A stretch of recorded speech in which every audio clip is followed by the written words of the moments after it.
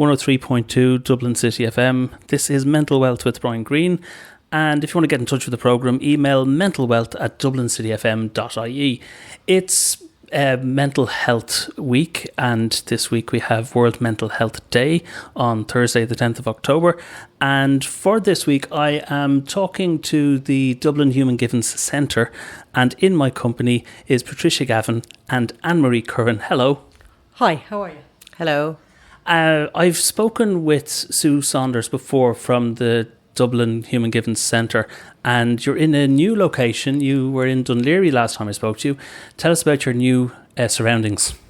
Well, we're delighted to have moved into Merrion Square. So we have a lovely new rooms in the Wild in 53 Merrion Square South, and there's 5 of us practicing here, and it's working really well. It's really funky kind of art downstairs. It's really welcoming. Yes, yeah, it is. It's a bit different, and I suppose because we're in the centre of the city now, we're more accessible, and yeah, the building is a little bit different and unique, but we love it here. Yeah. For people who don't remember, the Human Givens Centre here in Dublin, you're a little bit different to other mental health practitioners in that you have a kind of a philosophy of, I always think of you like the United Nations and the Human Rights Charter, that you have this list of innate values or things that people need, and that you are guided by humans' needs and wants, or maybe not so much wants. Tell us about how that all works. Well, the basic philosophy behind the Human Givens is that we all have, along with our physical needs, which we're all very familiar with, we need light, we need air, we need food, we need sleep, we need shelter. We're all very familiar with that, but we also have our emotional needs, and our emotional needs need to be met as well in order to keep us emotionally healthy. And we also have our resources that the brain gives us in order to help us get our emotional needs met. So looking at our emotional needs, that means we need to be secure in our environment. We need to have a sense of control over our environment. We need to be able to give and receive attention. We need a sense of competence and achievement. We need a sense of meaning and purpose. We need to have people who we're close to. We need to be part of a community, and we need a sense of privacy. So we have all those emotional needs, and at any time those emotional needs can be kind of go up and down as in terms of how much we're getting our needs met. If we are getting those needs met in balance, then we should be able to be emotionally healthy. If I had been through the mental health services, I might have spoken with a social worker. I believe they would be the person who could map out quite well whether my needs are being met or not. This is a bit of a long question, but let's say if I bought a video cassette recorder back in the 1980s and got a manual with it, and I read the manual so I knew how it would work. But I was born and I grew up and I went through the education system and nobody told me about my needs. But you're right, you've established them, they're there, they're needed. How do I go about self-realising what my needs are? Or is it only when I come into kind of friction with my mental health that I will discover what my needs are? Yeah, well, I suppose when we start feeling that we're not coping well, or we're feeling stressed with life, that's when we do start to look at what's not working in our life, or what's causing the stress. And yeah, I suppose a lot of us haven't been taught what our emotional needs are, and it is when you actually do go and talk to a professional that they can, guide you towards what maybe isn't working in your life and why. Also with the Dublin Human Givens Centre and on the Human Givens website, we have what we call an emotional needs audit, and that can be downloaded, and we usually fill it in with clients when they come in, so we can see, as the therapist and the client themselves can see, that what isn't working and what emotional need maybe isn't being met, and then we can work with them to see how they can get that emotional need met through their resources. Do people self-report accurately? Like if I were to report, how much people listen to me or how much love I receive, would I be reporting that to you accurately? Well, I would say that usually when you're dealing with a person, you can actually, by building rapport, as we call it, we can, see if maybe they might be seeing things in a different way because of maybe conditioned over the years. This is the way, I am, and that's the way I'll always be. And by talking to somebody who knows a little bit more around the emotional needs and also around the resources we have and how we're using them or misusing them, which we can so easily do, we can work it out together, so. Are most people not getting what they need? I think we all have, there's a sense of balance about things. So it's not as if that you grow up and you suddenly kind of think, okay, these are my emotional needs and now I have them now. It changes from week to week. It changes from hour to hour, in that, you might be going along fine and then suddenly you change jobs and the environment isn't suiting you. So suddenly you're not feeling as competent, or you're not getting your sense of achievement. And that might go down a little bit, but you might kind of be having more time on your own, so you might be getting more privacy, so that might be up a bit. And no matter what, things always change. And I think it's about being able to kind of stand back from yourself and kind of reflect on that and kind of look, okay, what's going right for me and what's going wrong for me, and being able to kind of narrow it down, think, okay, that's why I'm feeling a bit stressed, and what can I do to try and get more, get that need met in a better way. It's World Mental Health Week, and as I say, World Mental Health Day is coming up, and some people look at October as World Mental Health Month. We need it all year round and throughout our life. So the Dublin Givens Centre has a kind of a message about, spreading it out across the whole year rather than focusing in on 1 week in October. Well, yeah, it's around awareness, like forever, not just for 1 day or 1 week or for 1 month. I mean, obviously it's great to have a day where people can be more aware around it, but I think like that it is about building awareness around our emotional needs. Our physical needs have been, we all know about them from a very early age without, necessarily learning about them. Whereas with our emotional needs, it's something that we learn as we grow. And as Patricia was saying, they can change from day to day, from moment to moment. Like, we might be feeling okay and then something can happen, like, if you've been made redundant, all of a sudden your sense of security is compromised. Again, as Patricia said, if you start a new job, your sense of competence achievement is compromised. So it's about being aware of what your emotional needs are, and at the same time, realizing that just because we have these emotional needs, they don't stay stagnant. It's like they will change from day to day. But again, around awareness, once you're aware, it's easier to then work out how we can, get them met through our resources. You mentioned life changes such as redundancy and maybe purchasing a house or starting a family or not starting a family when you might want to start a family, and these things come along at you. I suppose my question is, when I was growing up listening to the television, everyone in America had a counsellor, a shrink, a psychiatrist that they would go and talk to. Is this also for people who go through certain life changes and need to focus and readjust and get their head around what's going on in their life? Is it as much that as it is people in mental health crisis? Absolutely. I think a huge part of any session that we have with a client will be education. So we will certainly try and educate people about how their brain works and the things that will help their brain work better. The importance of things like sleep and how vital it is for our mental health.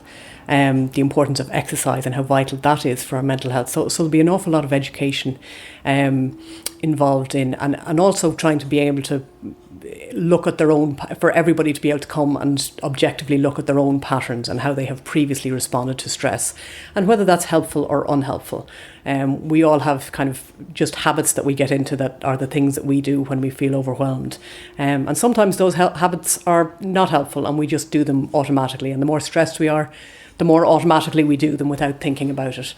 So it's good to just be able to kind of come and just actually stand back a bit and kind of have a look at what way you're running your own internal software as such. It sounds to me like you ladies are detectives into an individual's life. Everyone comes in and they're individual and different and unique.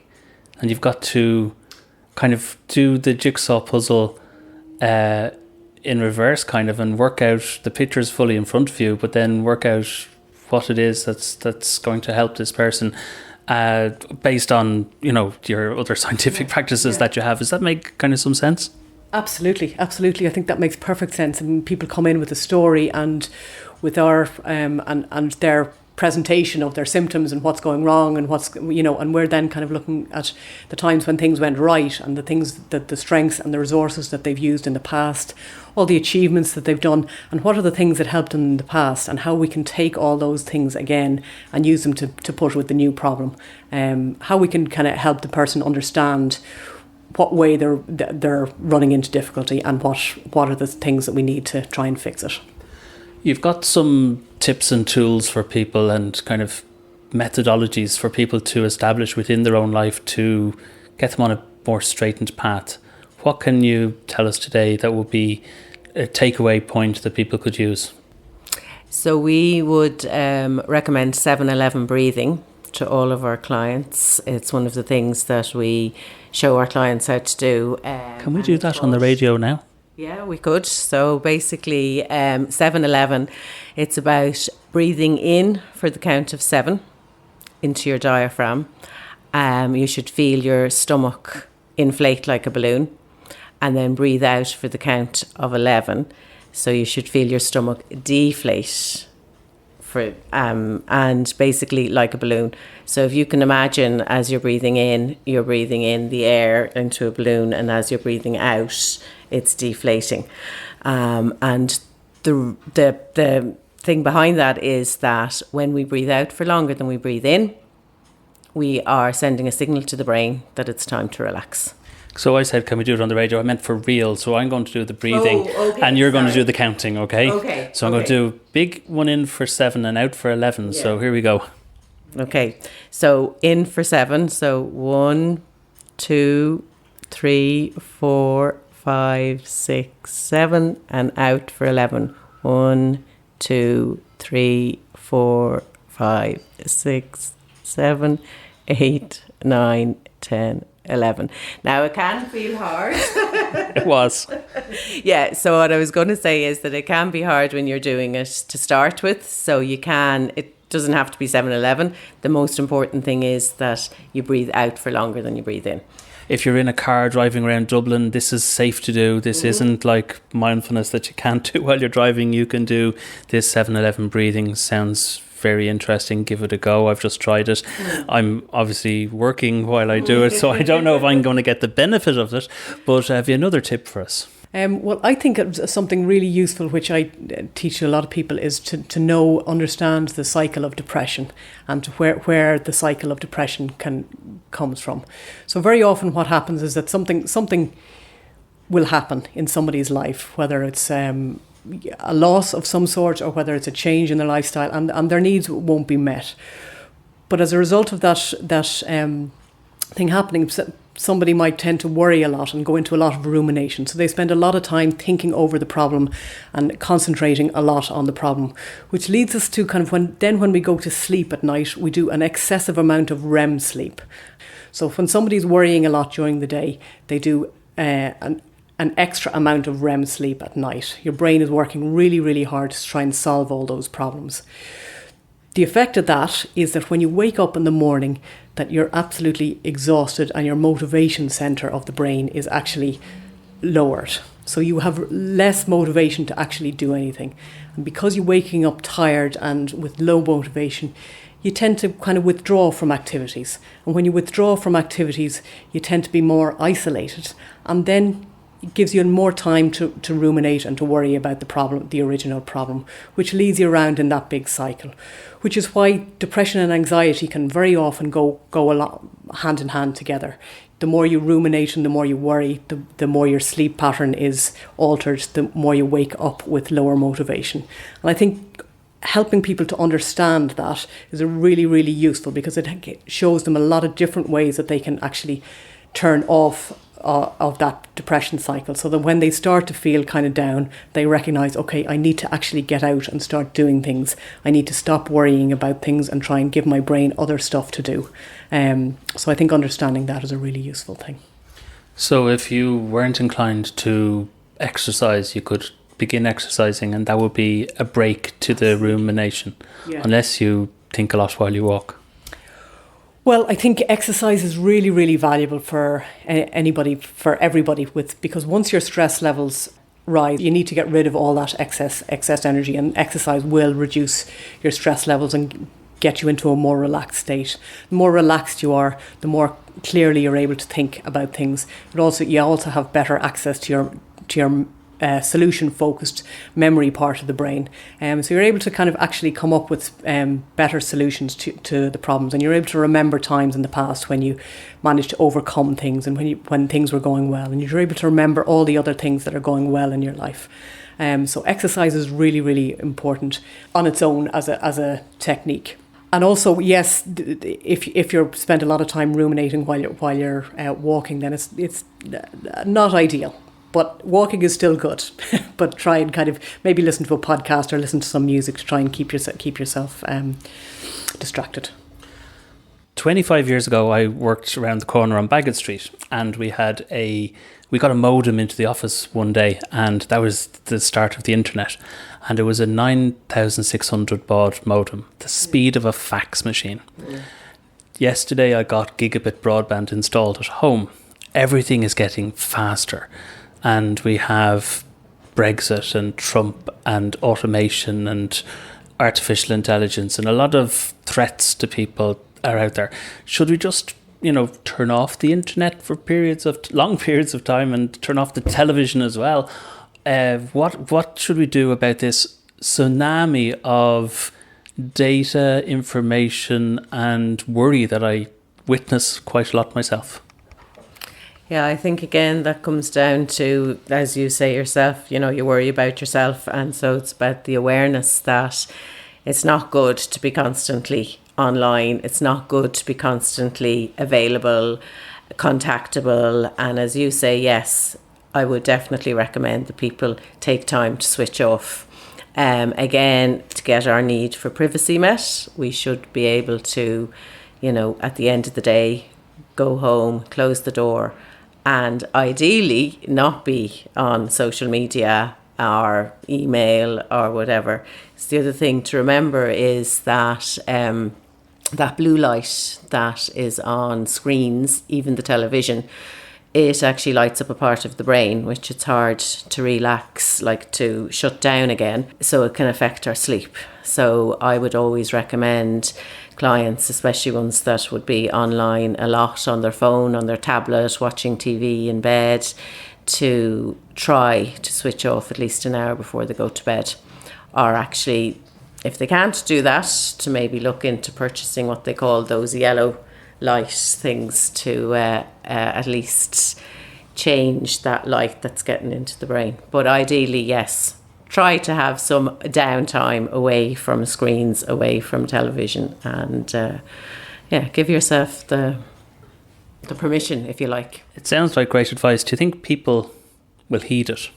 Well, I think that it's such a changing world at the moment, Brian. I think there's certainly a huge amount of people who are addicted to their phones, and I think there was a research done by Amorach Research there in February this year from 1,000 Irish adults, and it came out that there's a third of people who will and this is self-report, will say that they feel kind of addicted to their phones. So yeah, so the phone is, again, it's another habit that we've all got into, that we probably use too much, when it will be healthier for us to use other ways of dealing with stress or boredom or whatever the issue is at the time. And maybe even just kind of having that awareness, being able to stop and kind of think, okay, why am I doing this, and is it helping me? And I think when you're talking about the things like Brexit and Trump and climate change and all the rest, there's so many things that feel so threatening to us, and yet there's to a large extent they're kind of out of our control. That we don't have any input into what's going to, majority of us on a daily basis don't have.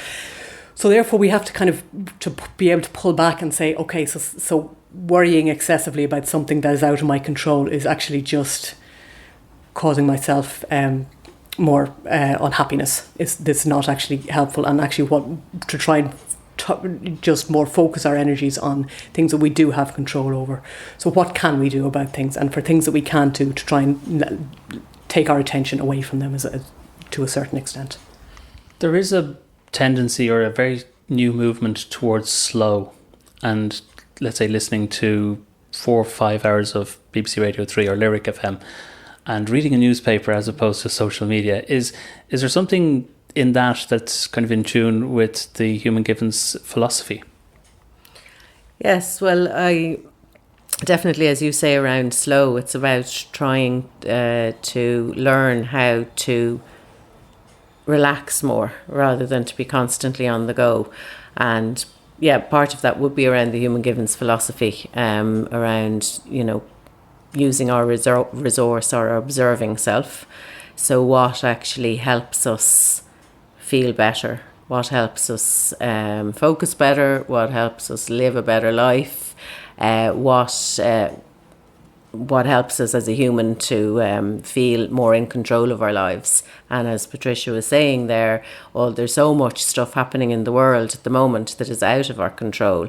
Yes, we can still have some kind of input, if you like, like recently with the climate strikes, but at the end of the day, it's a lot of it is out of our control. And if we're going to become unduly stressed about stuff that we can't control as a unique individual, try to slow down a bit, mindfulness, meditation.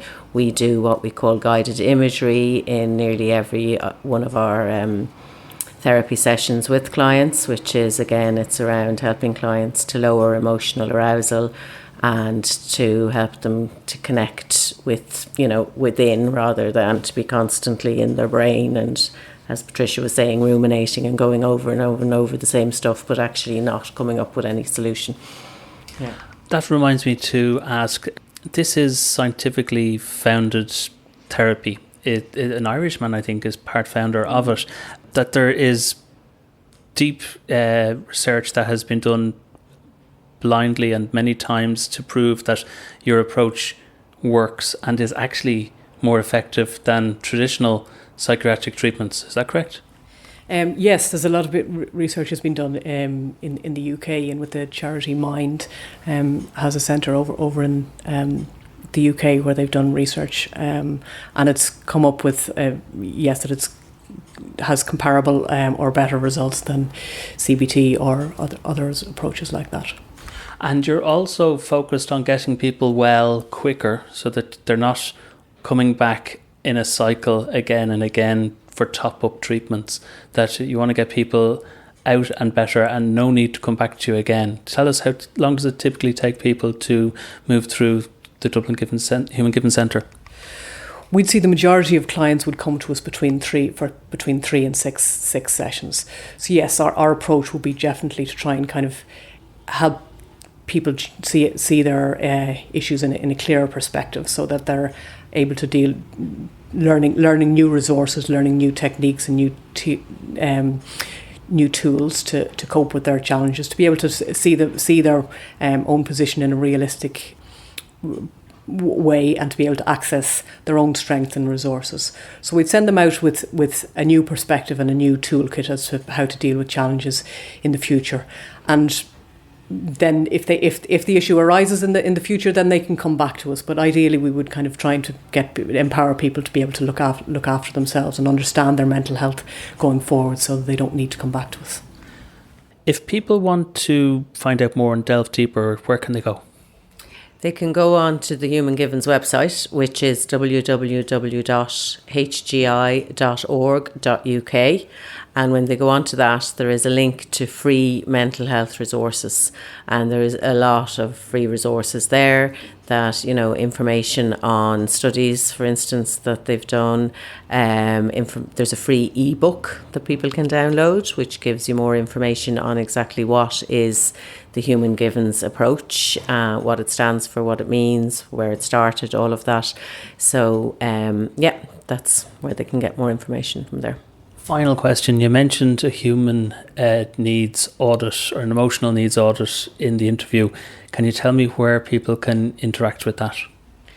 If people go onto the Dublin Human Givens Centre.ie, they'll be able to find the emotional needs audit, and that just gives you a list of your emotional needs and a simple way to assess your own emotional needs and see where you are at presently. So it's a good idea. We encourage people to go on and fill it out, and then they can kind of just get a feedback as to what kind of needs they might need to be looking at. Patricia, Anne-Marie, many thanks for your time today. Thank you very much. Very welcome. It's great to talk to you, Brian. Thank you. It is Mental Health Week, and this week there are plenty of events. If you check out Dublin on Eventbrite for mental health events, there are loads. And let me tell you about a few in chronological order as they come up. October 9th, which is tomorrow, ADHD Ireland, a talk by Ken Kilbride. I know Ken Kilbride via Near FM, and it'll be a great talk. It's on in Ballyronan Library, Orchardstown Avenue in Rathfarnham, and it's Wednesday night at 7 o'clock. Spectrum Life are having a workplace mental health breakfast briefing. It's on Wednesday morning at 7:45. It's been moved to the Clayton Hotel, Dublin 4, which is for space reasons because it's over booked and people are very interested in it. It's free in, and if you're interested in human resources, it might be for you. That's in the Clayton Hotel, Merrion Road, Dublin 4, 7:45am tomorrow morning. For World Mental Health Day, Wobbly Heads is on. It's a limited edition clothing from Ache, and mental health talks by Stephen Constantine of Bipolar Bear. I've met Stephen before. Great talker. It's all in aid of Talk to Tom, and this is on October 10th, World Mental Health Day, in Studio 39 Cranbrassel Street Upper in Dublin 8. Well worth checking out. Kicks off around 6 o'clock. It's on till 10. Arnott's are having a talk, Men's Minds Matter, 10th of October, 6 to 8 p.m. on level 2. Tickets are 20 quid. And Mike Sheridan, Joanne McNally, John Kavanagh and Philly McMahon will be talking. Final event for you, How to Get Your Shit Together, is on in the Sugar Club Friday night, 7:30, and the speakers include Colm Keegan, Calvin James, John Hussey, Elan Darcy, Amy Carton, and tickets are €7 to €8, and it's in the Sugar Club, 7:30 Friday night.